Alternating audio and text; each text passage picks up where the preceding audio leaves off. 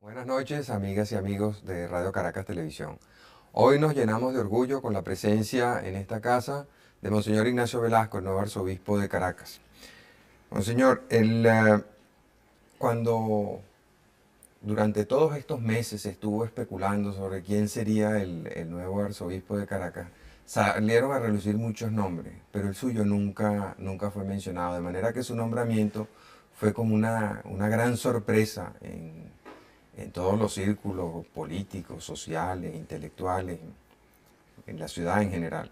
Y al principio mucha gente se preguntaba, un obispo de Puerto Ayacucho que viene a hacer a Caracas, y poco a poco la gente va conociendo más de su trayectoria, de su experiencia en Roma, de su experiencia docente, de su experiencia como provincial de los salesianos, y va captando una nueva figura. ¿A qué atribuye usted su designación?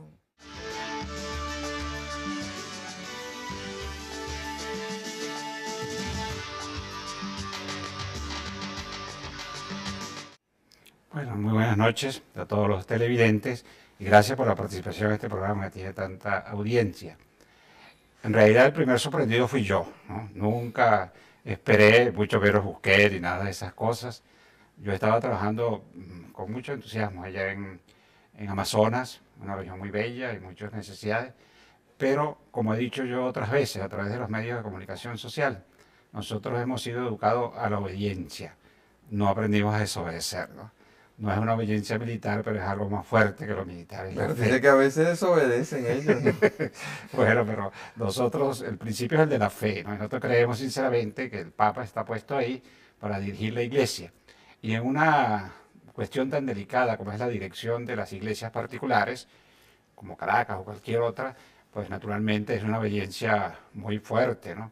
Y que se supone que su santidad con los que están al lado de él, pues lo habrán pensado, y entonces a uno no le queda sino obedecer, al principio con un poco de perplejidad, pero bueno, ante la inmensidad de la cosa, pero después yo por lo menos me he pacificado tranquilamente porque he dicho, lo que importa es hacer todo lo posible para conducir la iglesia, para hacer el bien a la gente y para estar conviviendo con los demás en un plan de ayuda desde nuestra perspectiva de directores o pastores de la Iglesia Católica. Así es que el primer sorprendido fui yo, pero he aceptado pues lo que Dios ha dispuesto. Ahora se encuentra usted con una ciudad con muchos problemas, problemas de crecimiento, problemas de tamaño. La crisis ha afectado particularmente a Caracas y la ciudad está como muy neurotizada por una parte. Por otra parte, esa misma situación y los problemas económicos y sociales que aquejan a la población han hecho que muchos sacerdotes se interesen en los temas sociales, políticos y económicos. Y uno observa en este momento ciertas tensiones entre el poder civil y el poder eclesiástico, en donde da la impresión de que el gobierno se siente incómodo por la intervención de los sacerdotes en temas que se consideran propios del gobierno civil.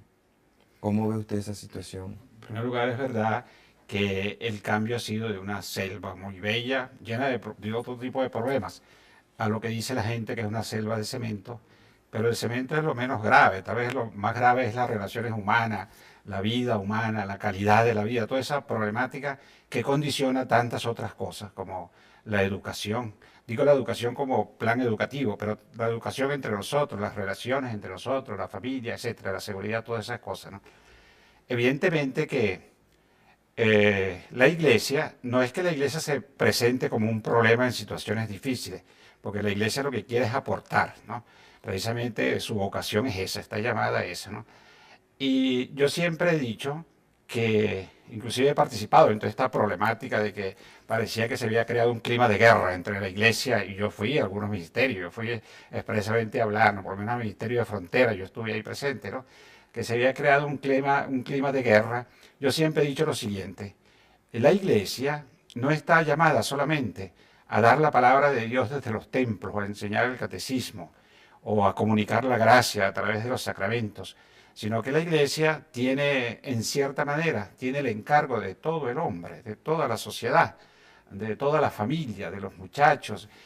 un encargo que es desde la óptica pastoral, no desde la óptica política, ni desde la óptica de la técnica económica, cuál es la que hay que seguir, pero como la Iglesia está preocupada por el hombre, si el hombre se encuentra en situaciones verdaderamente difíciles, en las cuales se le niegan tantas cosas, se le niega hasta la vida, muchas veces, por las situaciones en las cuales se encuentra, la Iglesia interviene, ¿no? Ahora, la situación se crea también porque la forma de intervenir también cuenta, ¿no? Yo he dicho eso, ¿no? Y ahora ahí cada uno tiene su propio perfil, ¿no? No porque uno pertenezca a una iglesia o a otra institución ya uno cambia su perfil, sino que uno aporta las cosas propias de su perfil. Yo, por ejemplo, intervengo y digo, y digo que diré siempre, ¿no?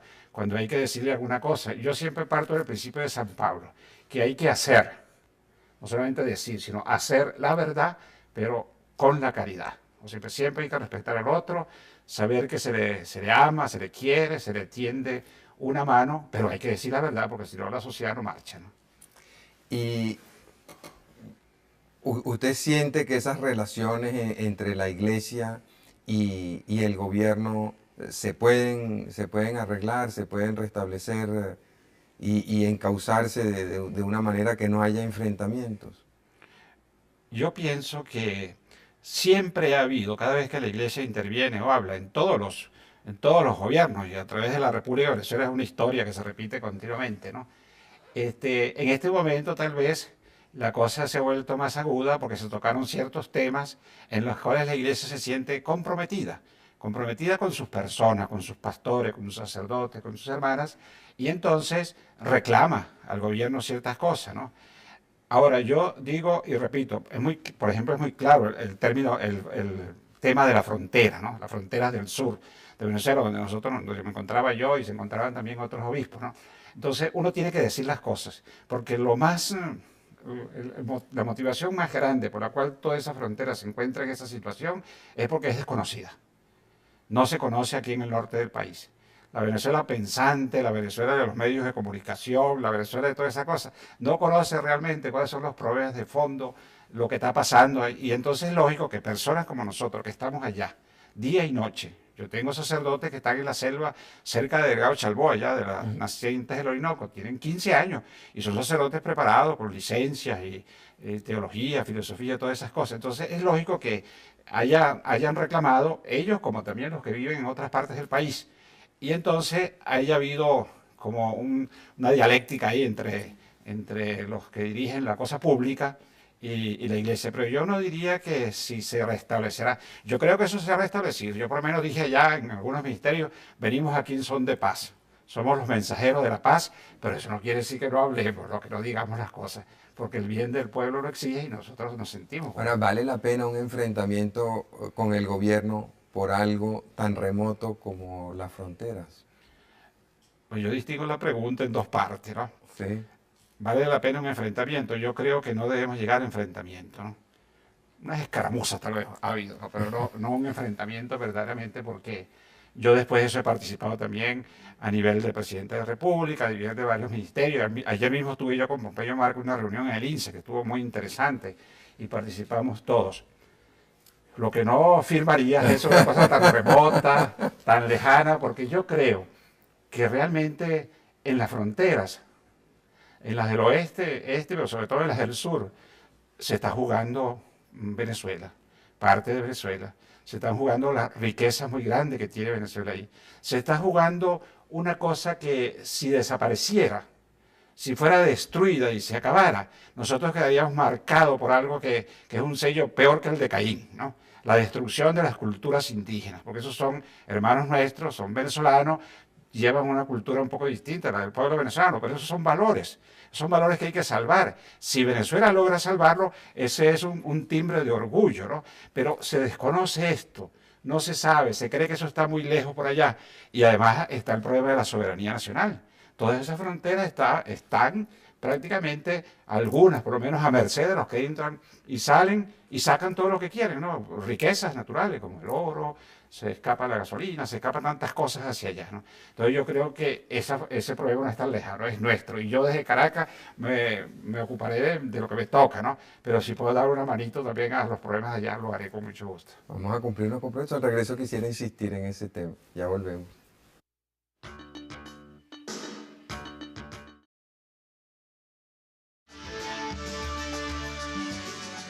Te ha planteado un tema bien interesante sobre la importancia de la frontera. Y cuando uno va por esas tierras, una de las cosas que más impacta hoy en día es la lejanía.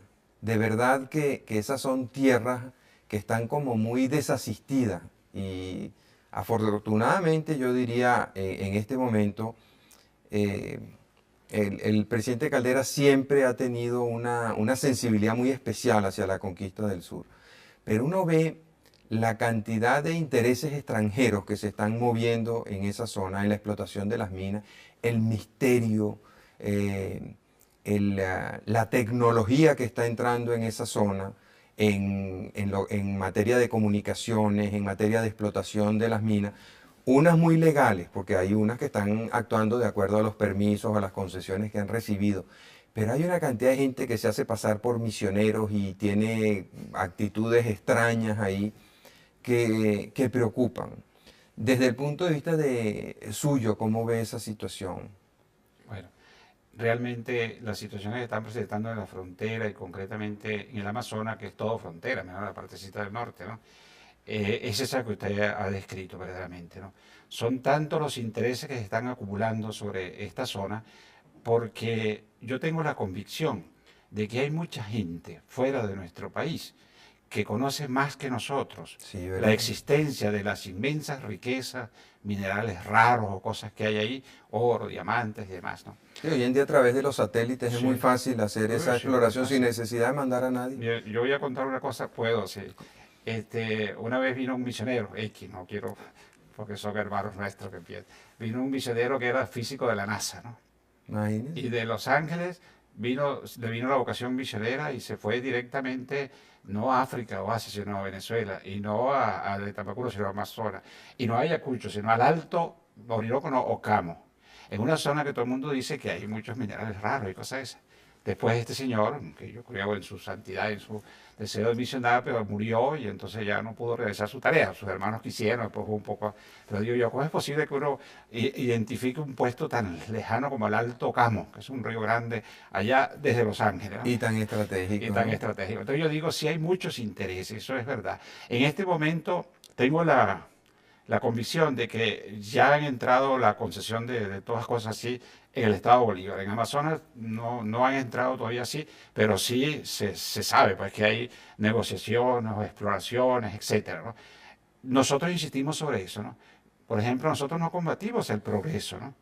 Más bien hablamos más de bienestar del hombre que de progreso, porque el progreso es encierra una trampita, ¿no?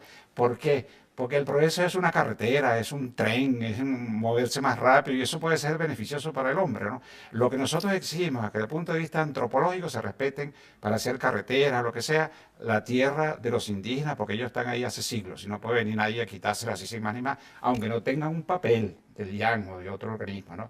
Y que se respete también la cuestión ecológica, porque la riqueza más grande que tiene Amazonas es la ecología, es la selva, Sí. es la reserva de agua. De ahí es que basta verlo desde una avioneta, cómo se evaporan todas las mañanas, todas las nubes que después van a regar los sitios más cercanos del país, ¿no?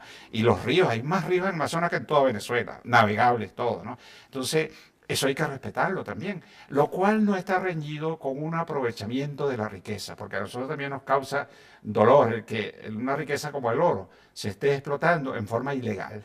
El que tiene prohibido explotar por ley explotar las minas de oro es el venezolano, pero nosotros no, los que vienen de Colombia, de Brasil, de Perú, de Santo Domingo. Cuando usted pase por el Yacapán alguna vez en avioneta, bueno, ahora no sé porque los han sacado últimamente, ¿no? Pero eso parecían hormigas ahí, un hormiguero de gente ahí trabajando, porque ahí hay unas minas de oro, ¿no? Entonces yo digo, el Estado, la nación venezolana, tiene que aprovechar también sus riquezas. La cuestión es cómo las va a aprovechar. Y creemos, yo sinceramente estoy convencido que entre los gobiernos que han pasado, uno de los que más se ha preocupado es el presidente Caldera, ¿no? Él fundó la conquista del sur. Esa conquista del sur tenía sus pereques, porque ya la palabra conquista no se trata de conquistar nada, sino... Bueno, pero eso se ha entendido en esta segunda edición, ¿no? Ahora se llama PRODESUR, ¿no? El progreso del sur. Y se le añadió una palabrita que parece una metida ahí sin más, pero tiene mucho significado. Desarrollo sustentable del sur. Sustentable es desarrollo que acepta la selva, el agua, los ríos, y acepta también la parte humana que hay ahí, ¿no? Entonces, nosotros estamos siguiendo muy de cerca eso. La Comisión de Prodesur ha ido allá, yo he estado metido en medio de ello. Ha participado también un miembro de la conferencia, uno enviado por la conferencia episcopal.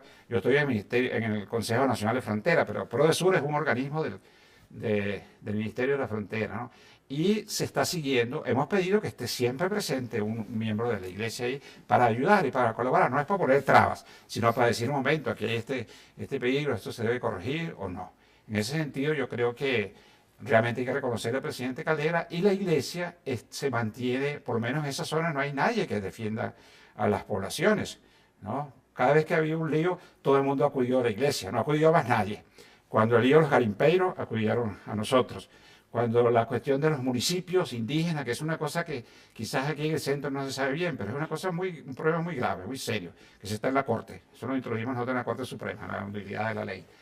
Y últimamente, cuando hubo esa cuestión de Caragua, también hemos tenido que intervenir, porque se fueron a refugiar allá en Puerto Ayacucho, ¿no? En Amazonas. Usted señalaba el problema de la cantidad de gente extraña que va apareciendo ahí. Una de las cosas que a mí me llama la atención sobre este tema es que, aun cuando los Estados Unidos es uno de los países más respetuosos y de la diferencia entre la iglesia y el Estado dentro de los Estados Unidos, sin embargo, cuando están fuera, por lo menos en el caso venezolano, han estado como muy aparejadas la iglesia y el Estado norteamericano. Y cada vez que ha habido denuncias en relación con las actividades de las nuevas tribus en el sur de Venezuela, la embajada americana ha tomado un gran interés y ha participado activamente en eso. O sea que en eso pareciera que la iglesia y el Estado no están tan separados. ¿Cuál va a ser la actitud venezolana frente a la presencia de las nuevas tribus y ese renovado interés que han expresado ellas en actuar en el sur de Venezuela? Bueno, la presencia de Venezuela. Yo había hablado de la presencia de la iglesia, la actuación de la iglesia en este momento. Yo he palpado y he examinado y hemos analizado este problema de la presencia de las nuevas tribus. Personalmente yo tengo amistad con todos ellos y ellos saben que nosotros les criticamos su forma de evangelización, que es una forma que llamamos nosotros compulsiva, casi una imposición de la religión. La doctrina de la misión católica hoy día a nivel de todo el mundo es un gran respeto para las culturas, inclusive para sus mitos, lo cual no impide que se presente el mensaje de Jesucristo, y menos impide que los tribus indígenas sean ayudadas a que ellos libremente y en forma autogestionaria vayan adquiriendo técnicas, vayan progresando, porque si no, no resisten el impulso del choque con la otra cultura. Nosotros les criticamos eso a ellos, la forma de evangelizar, que consiste en presentar la Biblia y después ya está. Ellos no deben cambiar todas sus propias costumbres y usos, como por ejemplo entre los Yanomami, la quema de sus cadáveres, tantas cosas que tienen ellos, se les prohíbe, ¿no? Nosotros eso lo criticamos. Hay otros aspectos de la presencia de nuevas tribus que nosotros sentimos a veces como venezolanos también, yo por lo menos lo he sentido así, ¿no? Todo ese Sí, misterio. a mí me parece que es un problema de soberanía también, ¿no? Porque cuando uno visita una misión de las nuevas tribus, yo he estado allá visitando varias veces, el centro, por ejemplo, Tamatama, ¿no? Que es el centro de ellos, que está precisamente en la confluencia donde se sale el río Orinoco, y ahí está la división entre las aguas que van para el norte y las aguas que van para el sur, es un sitio muy estratégico. Y ahí hay una población pequeña, pero muy bella, es una Carolina del Norte, una Virginia, no sé qué cosa, ¿no? Y los indígenas están allá, ¿no? Bueno, que quieran vivir bien, eso está bien, ¿no? Nosotros creemos que la misión consiste en meterse en medio de los indígenas en la medida de lo posible, porque no podemos tampoco ponernos guayucos y taparrabos y cosas de esas, ¿no? Pero estar en medio de ellos, ayudándolos. Pero el hecho de que ellos tengan una movilidad extraordinaria, no se les reprocha, que podía decir que es que nosotros no tenemos esa movilidad y por eso nos quejamos, pero no es eso, es la soberanía del país. Por ejemplo, estas misiones están, porque ellos evangelizan tribus nuevas, ¿no? Nuevas tribus. Estas están en un parque que se llama ABRAE, Área Bajo Régimen Especial. En ese parque no puede entrar un venezolano, yo no sé si el doctor Granilla puede entrar sin un permiso del No, organismo. no. Mucho permiso, mucho papel. Eso es, sin permiso del organismo competente. Bueno, y está bien, es para salvaguardar, y uno dice para qué va y qué es lo que va a hacer, y está bien, ¿no? Pero yo no concibo que se puedan estar organismos del exterior, de Estados Unidos, como son ellos, puedan estar haciendo pistas en toda la selva, Ajá. tener 4 avionetas, moverse continuamente por esas pistas, Los equipos de comunicación tipos de que tienen. comunicación, los equipos de exploración minera que Sí, los tienen. indígenas hablan muchas cosas y uno no le puede creer todo tampoco, porque ellos tienen su fantasía como todo el Sí. mundo, ¿no? Pero vienen ahí a decir cosas, dicen, ah, no, señores, que llegan con unas cajitas negras y las montan en el avión y se van, ¿no? Ya, Sí, quién sabe qué será. Pero ciertamente es el hacer una pista en esa zona donde no puede entrar ni siquiera un venezolano sin permiso, eso no puede ser, eso no está dentro de la soberanía del país. Ahora, yo quiero decir otra cosa. De esto se ha hablado mucho en distintos organismos, ¿no? Lo que pasa es que casi siempre estas cosas, que son una especie de denuncia, ¿no? O de una petición de indagación, ¿no? De investigación. No hablemos de denuncia, hablemos que se pide que se investigue, que es eso, ¿no? Siempre tengo la impresión, últimamente ya no sé, no he podido, había tanto problema que esto, que se para a un cierto sí. punto, ¿no? Usted me hablaba de bajada de Estados Unidos, yo no sé, a mí no me consta eso, pero se detiene la cosa en un cierto momento. ¿Y por qué se detiene a altos niveles políticos, militares, o lo que sea, ¿no? Bueno, uno lo que piensa es que algo hay, ¿no? Algo hay. Que bueno, no creo que nosotros estemos obedeciendo en una cosa de nuestra soberanía a una indicación, orientación de una embajada externa, ¿no? Pero sí creo que es un problema que se debe tomar con más seriedad. Yo digo, este, el decreto por el cual las 9 tribus están presentes ahí es un decreto del tiempo del ministro Urbaneja durante el gobierno de Pérez Jiménez, ¿no? Se le concedió 4 puntos de emisión, están especificados en el texto.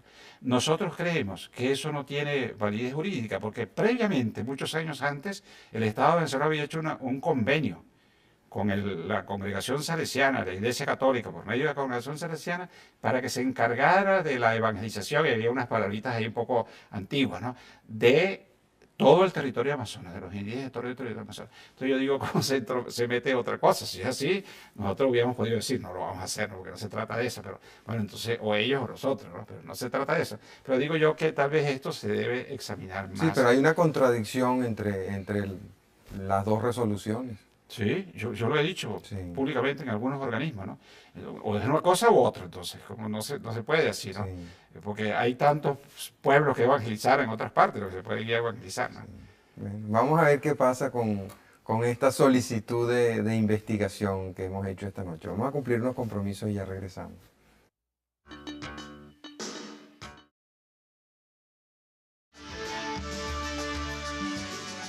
Quisiera referirme ahora a temas que uno normalmente asocia más con la misión de la iglesia.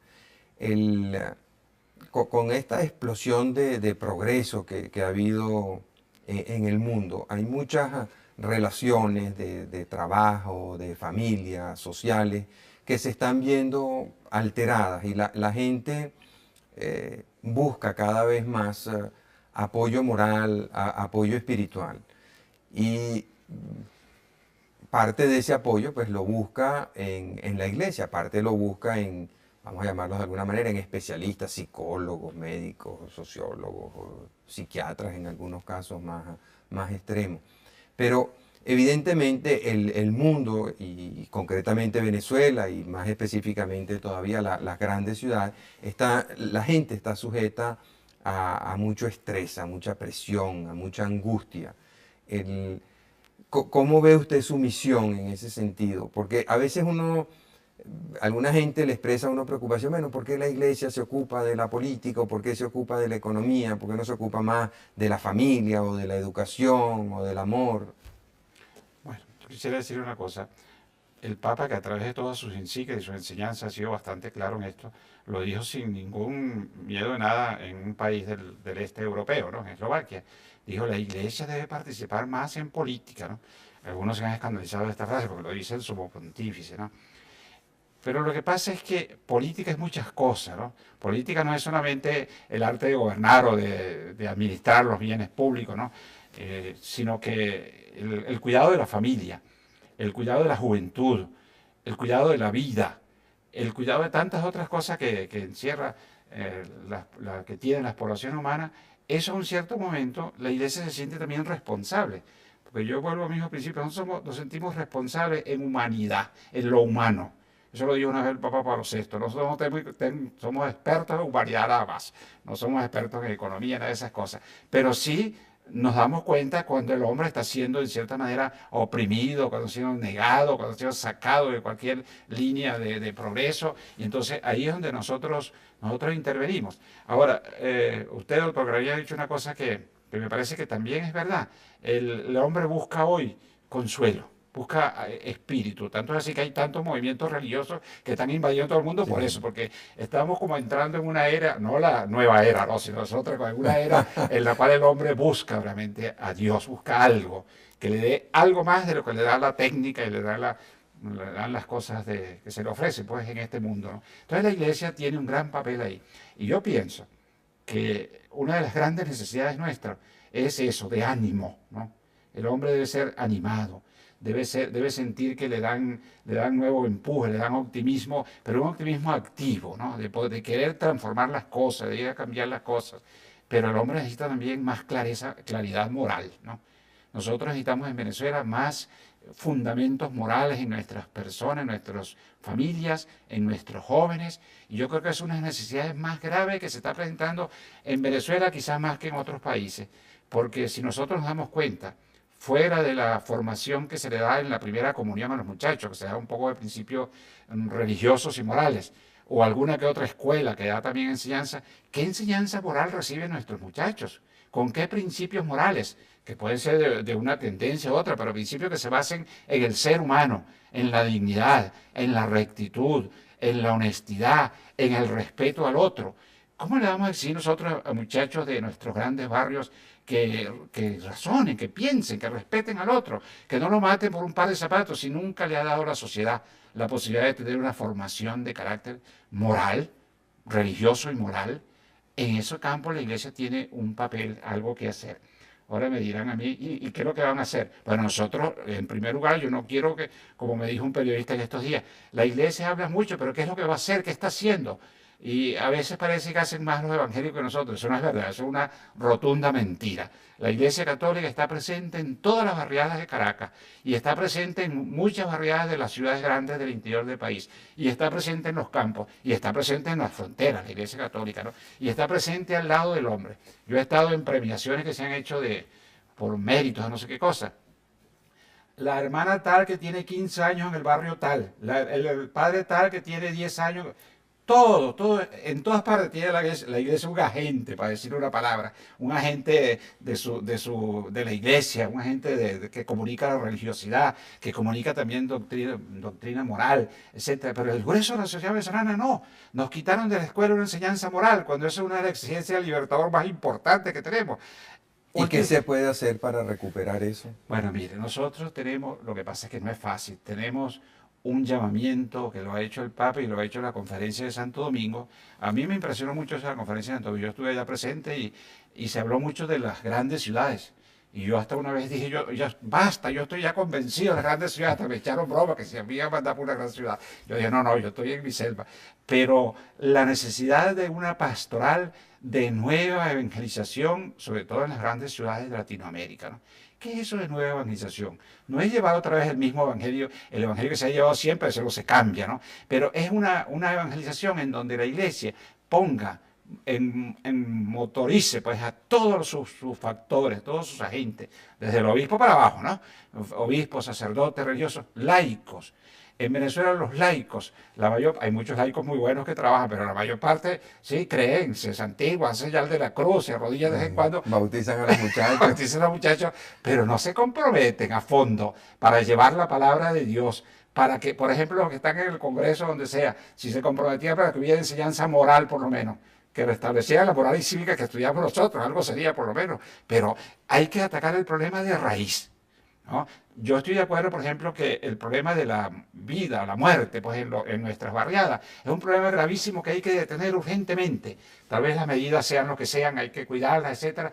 Pero el ataque a este problema es a fondo, yendo a la formación de la mente, que se piense, que se enseñe a pensar, no solamente se atiborre de conceptos de ciencia, sino que se le enseña a pensar, a razonar, que se forme la voluntad para que el hombre sepa decidirse por el bien y no por el mal, y que se forme el corazón, un corazón verdaderamente como ha sido siempre el corazón del venezolano. Nosotros lo vemos en la gente llana de nuestros campos, de nuestros llanos, de nuestras montañas, como ha sido siempre sencillo, ¿no? Se horrorizaba ante la muerte. Y entonces, ¿dónde estamos cayendo? En una cultura completamente distinta. Se nos va a cambiar dentro de 20 años, si esto sigue así, ¿cuál será la cultura venezolana ante la vida, ante la muerte, ante las necesidades de los demás? Yo creo que ahí la iglesia, si se motoriza esta, como yo creo que se está comenzando a motorizar, esta nueva evangelización puede dar un aporte, además de exigir a nosotros que hagan algo también por moralizar el Sí, país. fíjate que este país ha sido el más pacífico del mundo en este siglo XX. O sea, Venezuela es, yo diría que el único país que no ha tenido guerras, donde no ha habido genocidios, ni exterminios, ni enfrentamientos armados con otros países. Y sin embargo, en estos últimos años se ve un crecimiento de la violencia preocupante, ¿no? Ahora, volviendo al punto anterior, el, ah, aquí existe una inmensa admiración por parte de todo el mundo a a la labor educativa que han venido cumpliendo eh, la Iglesia Católica y organizaciones vinculadas a ella. Y de hecho, el Estado firmó un convenio con la Asociación Venezolana de Educación Católica que ha servido, en primer lugar, para estimular y fomentar ese trabajo maravilloso que han venido haciendo todas las escuelas de fe y alegría, y escuelas religiosas, escuelas parroquiales, etc. Ha servido además para fijar patrones de costo, o sea, medir cuánto cuesta la educación, y nos hemos encontrado, y eso resulta muy interesante, con que la mejor educación está costando muchísimo menos que otra que, no, que es de calidad muy inferior. O sea que si la educación católica recibiera un estímulo adicional, pues pudiéramos mejorar de una manera sustancial la calidad de la educación en el país. Sin embargo, a la gente le da como temor hablar de esto. Piensa que si se exaltan las maravillas de la educación que se imparte en muchas escuelas parroquiales y en las escuelas de fe y alegría, se pone en peligro la continuidad de los programas de financiamiento de esa educación. Entonces no se habla de eso, entonces la gente no conoce esa experiencia maravillosa que hay ahí. ¿Ustedes van a mantener esa actitud de bajo perfil o van a tener una actitud un poco más militante, entre otras cosas, para poder rescatar esa educación y formación moral a la que usted aspira en todas las escuelas del país? Bueno, nosotros, digo, nosotros a nivel de dirigente, obispo, de la conferencia episcopal, etcétera, este es un problema que se ha tocado muchas veces, ¿no? Nosotros creemos que la educación católica ha mejorado también, porque este aporte a través del convenio del Estado le permite con más holgura poder llegar también a gente más pobre, porque la educación tiene su costo. Sin embargo, es verdad, como dice usted, que cuesta mucho menos la educación que es la que está dando más resultado, porque ayer por primera vez oí yo que el 90% de los muchachos que son admitidos en algunas universidades, como por ejemplo la Universidad Simón Bolívar, provienen de educación privada católica, ¿no? Entonces, es una cosa terrible porque la mayoría de las escuelas son más bien Sí, escuelas oficiales. Nosotros creemos que hay que caminar en las dos vías. Primero, mejorar y ampliar todo lo que es la educación católica, organizada desde el punto de vista católico, de los religiosos, de las parroquias, etcétera. En segundo lugar, introducir en todas las escuelas, en toda la enseñanza del pueblo venezolano, algo de principios morales y religiosos. Mientras tanto, para aquellas familias que son católicas y que son la mayoría en Venezuela, se ha podido llegar a un convenio con el Estado para una educación religiosa escolar, para que en las escuelas, por lo menos a nivel de primaria, se pueda dar la educación religiosa, como hay la física, la biológica, la matemática, haya también la educación religiosa libremente, porque habrá muchachos que provienen de familias evangélicas, no se les puede imponer, porque aquí hay libertad de culto. Pero ese es un paso que hay que dar. Pero yo creo que hay que llegar más allá, porque la educación no es solamente la escuela. La educación que se da a través de otros medios es mucho más impactante y más fuerte, ¿no? sí. Yo pienso que Bueno, con todo respeto y la Dígalo, admiración que dígalo, tengo, yo dígalo. pienso que los medios de comunicación social, particularmente la televisión, tienen un papel muy grande que dar, porque es que es impactante el tiempo que pasa el muchacho ante la televisión, la forma en la cual se bebe lo que dice la televisión, que no lo hace en la escuela. En la escuela cualquier movimiento, cualquier cosita lo distrae. En la televisión, no, no, no, deja quieto, mamá. No. Entonces es un momento en el cual el muchacho se bebe el mensaje. Entonces yo cada vez que veo la presentación de las escenas dramáticas de muerte, derramamiento de sangre, yo digo, bueno, hay que presentar la noticia, porque la realidad hay que verla, ¿no? Está bien, yo no niego que presenten esas cosas, pero ¿por qué al lado de eso no presentan un mensaje de lo que es el ser humano, de lo que es lo abominable que es eso, hacia dónde hay que caminar? Yo creo que eso sería tan impactante que más que una prédica en el púlpito de la iglesia, ¿no? O el ambón, porque ahora no hay púlpito, ¿no? Yo creo que tenemos que ponernos de acuerdo todos los medios. La iglesia tiene su función, la nueva evangelización y el trabajo y los sacerdotes y las escuelas. Y también el Estado tendrá que mejorar las escuelas desde el punto de vista de eso. Pero yo creo que hay otras fuerzas y entre las más grandes que hay sin duda es Sí, la televisión y los otros medios de sí. comunicación. Ahora, los medios no son sino medios, o sea, tiene que haber gente que dé ese mensaje. Usted lo está haciendo esta noche, lo está diciendo, y tal vez el mensaje para la gente debería ser que deberían tener más presencia, deberían acudir más, deberían tal vez ser más militantes en la divulgación de sus creencias, hacer más proselitismo, Usar más los medios. usar más los Porque los medios. medios son medios, pero el que tiene cuchillo por el banco ya sabe. Vamos a cumplir los compromisos, ya regresamos.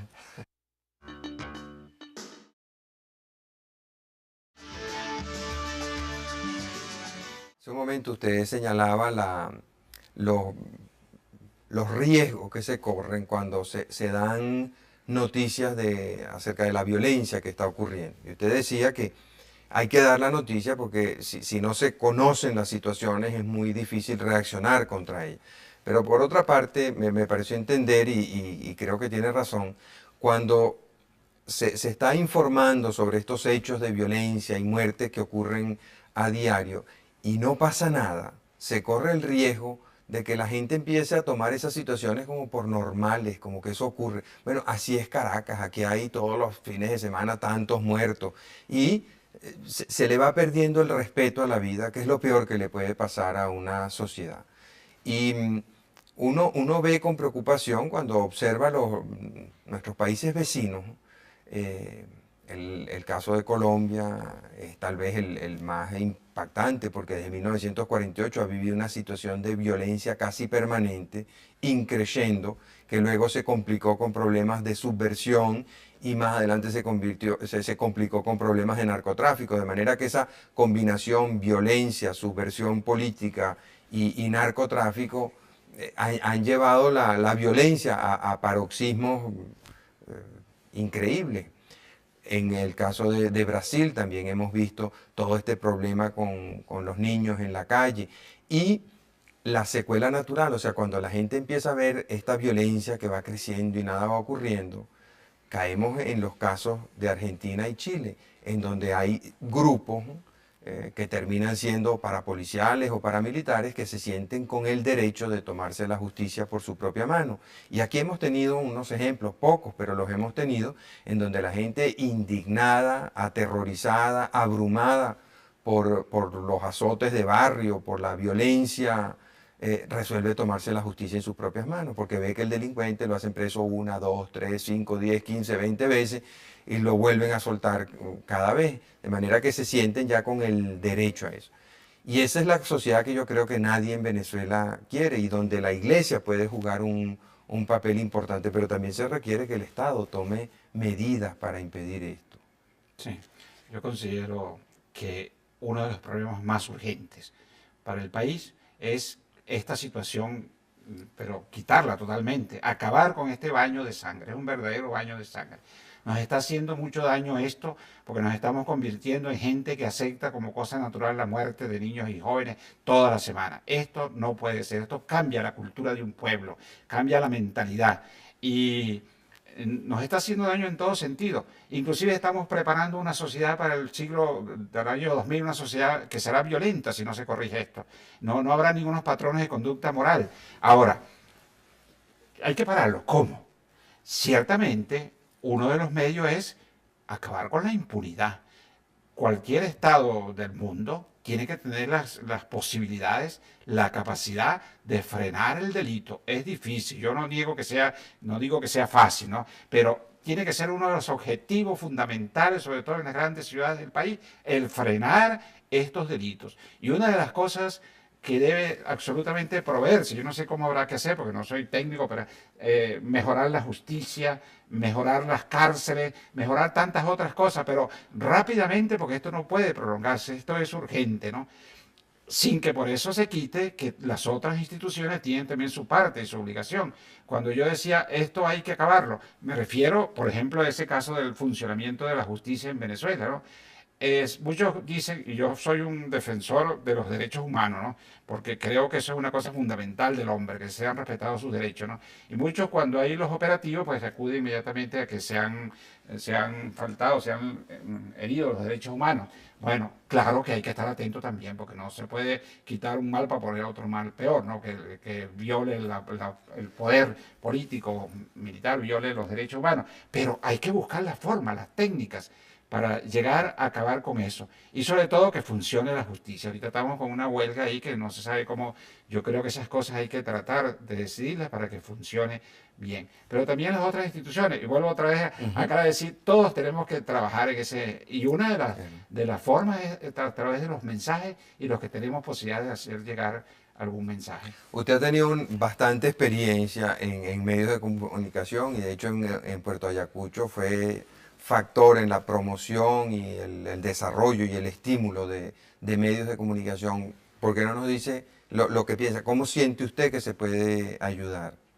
Bueno, lo que pasa es que la televisora nuestra, Amavisión, hasta un nombre muy bonito tiene, ¿no? La televisora nuestra es de la iglesia, ¿no? Entonces, allá nosotros, al principio, cuando yo llegué allá, no penetraban los canales, penetraba uno que otro, ahora están llegando casi todos, ¿no?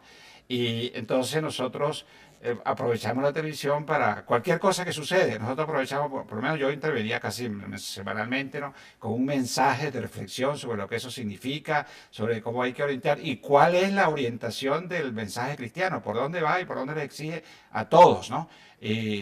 Porque ha habido, y a veces teníamos que defendernos también, porque por ejemplo cuando la cuestión de la guerrilla, a mí me acusaron allá que nosotros éramos los jefes de la guerrilla y que un padre era el jefe del ELN, ¿no? Entonces yo les pregunté a todas las autoridades que estaban un día en la iglesia si era un padre que tenía 70 años o el otro que tenía 86, ¿no? ¿Cuál era el jefe de la guerrilla? Para decirlo, porque todos saben que no es así.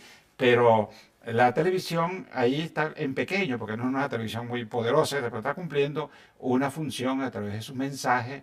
También tiene momentos de diversión para la gente, pero cumple esa función a través de los mensajes de la misión, propia de la misión, y hace conocer también los valores indígenas, ¿no? Nosotros tenemos instituciones donde estamos, por ejemplo, el museo, que es para conocer las culturas indígenas, y todos los muchachos pasan por ahí, ¿no? Y teníamos el proyecto, ahora no sé si lo seguirán allá, de un museo más completo, o sea, así como hay el etnológico, hacer el museo ecológico en las orillas del Cataniapo, que es un río muy bello, y el Museo Histórico en el San Fernando de Atabapo, donde está la famosa historia de Funes. La casa de Funes ya la estamos comenzando a transformar para eso. Bueno, pienso que seguirá. ¿Y aquí en Caracas qué quiere hacer? Yo, esta pregunta me la han hecho muchas veces. Y yo digo que hay que hacer como los llaneros, yo soy llanero, ¿no? Que cuando llega una sabana nueva van poquito a poco, van pisando. Si van a caballo, pues se va manejando el caballo poquito a poco para ver cómo es el terreno. Después cuando uno llega a sabana abierta, que ya conoce aquello, ya puede correr al galope. Yo aquí no, estoy en una sabana difícil, ¿no? Entonces yo estoy en este momento en contacto, conocimiento y comunicación, primero con los agentes de la iglesia. Yo he tenido la semana pasada reuniones todos los días, mañana y tarde, con los sacerdotes diocesanos, con los que tienen vicarías parroquiales, las hermanas, con los religiosos, con los laicos, con el cabildo metropolitano, ¿no? Que son los que están ahí en la catedral, con el colegio de consultores, que son un consejo, un pequeño consejo de la arquidiócesis, y así estoy. Y esta semana estoy cogiendo vuelo porque tengo que hacer otras reuniones un poco ya más restringidas. Y después sí, yo podré hablar de proyectos. Mientras tanto, yo le he ofrecido a todos una actitud, ¿no? La actitud es de venir a trabajar. Venir a trabajar con todo entusiasmo, apoyándome en los inmensos valores que hay, porque Caracas tiene muchos valores, la población de Caracas, y la iglesia metropolitana también, ¿no? Y le ofrezco una actitud abierta, ¿no? De diálogo. Todo el que quiera venir puede venir a hablar, vamos a ver qué podemos hacer y cuando hay un problema vamos a tratar de solucionar. Si hay que denunciar alguna cosa, se denuncia, pero siempre con mano amiga. Yo denuncio, pero le doy la mano para que juntos trabajemos. Eso es lo que yo ofrezco por ahora. Bueno, muchísimas gracias y mucho éxito. Y sepa que cuando necesite un medio de comunicación para sus mensajes, siempre encontrará Radio Caracas dispuesta y a la orden. Para oír las críticas también. Bueno, muchas gracias. Muchas gracias, amigos, por su atención. Como de costumbre, los espero el próximo domingo a esta misma hora.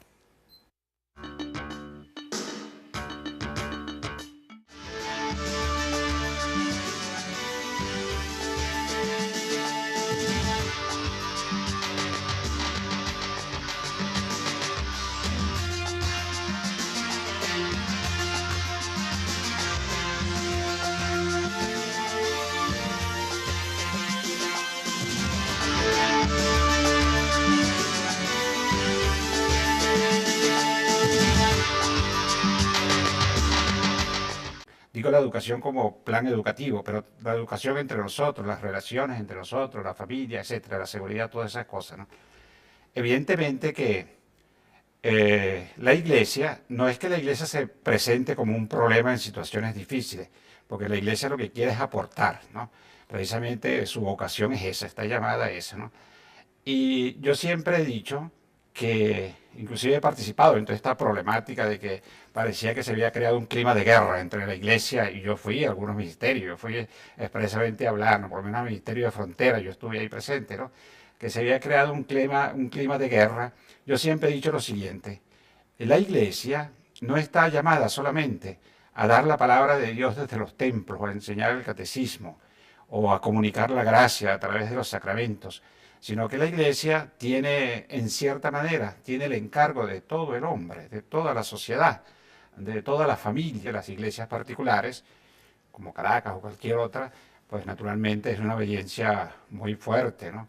Y que se supone que su santidad con los que están al lado de él, pues lo habrán pensado, y entonces a uno no le queda sino obedecer, al principio con un poco de perplejidad, pero bueno, ante la inmensidad de la cosa, pero después yo por lo menos me he pacificado tranquilamente porque he dicho, lo que importa es hacer todo lo posible para conducir la iglesia, para hacer el bien a la gente y para estar conviviendo con los demás en un plan de ayuda desde nuestra perspectiva de directores o pastores de la Iglesia Católica. Así es que el primer sorprendido fui yo, pero he aceptado pues lo que Dios ha dispuesto. Ahora se encuentra usted con una ciudad con muchos problemas, problemas de crecimiento, problemas de tamaño. La crisis ha afectado particularmente a Caracas. ¿Qué atribuye usted su designación?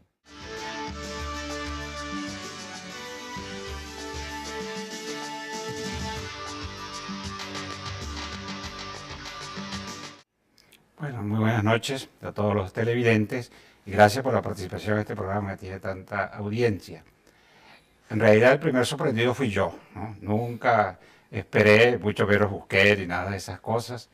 Yo estaba trabajando con mucho entusiasmo allá en Amazonas, una región muy bella y muchas necesidades, pero como he dicho yo otras veces a través de los medios de comunicación social, nosotros hemos sido educados a la obediencia, no aprendimos a desobedecer, ¿no?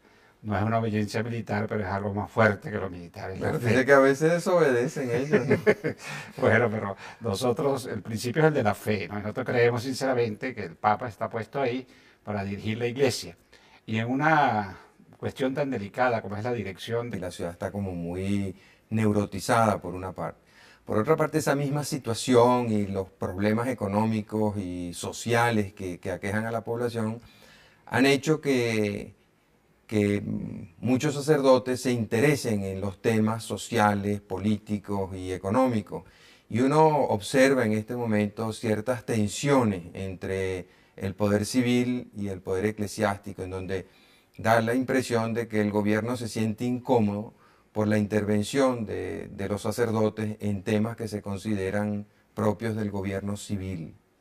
¿Cómo ve usted esa situación? En primer lugar, es verdad que el cambio ha sido de una selva muy bella, llena de otro tipo de problemas, a lo que dice la gente que es una selva de cemento, pero el cemento es lo menos grave. Tal vez lo más grave es las relaciones humanas, la vida humana, la calidad de la vida, toda esa problemática que condiciona tantas otras cosas como la educación.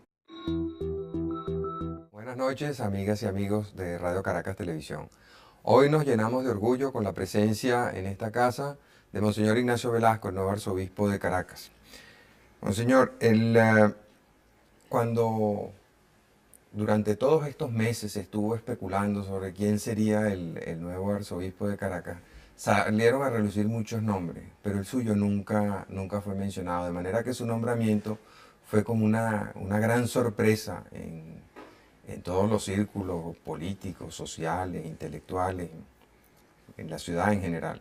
Y al principio mucha gente se preguntaba, un obispo de Puerto Ayacucho que viene a hacer a Caracas, y poco a poco la gente va conociendo más de su trayectoria, de su experiencia en Roma, de su experiencia docente, de su experiencia como provincial de los salesianos, y va captando una nueva figura. ¿A qué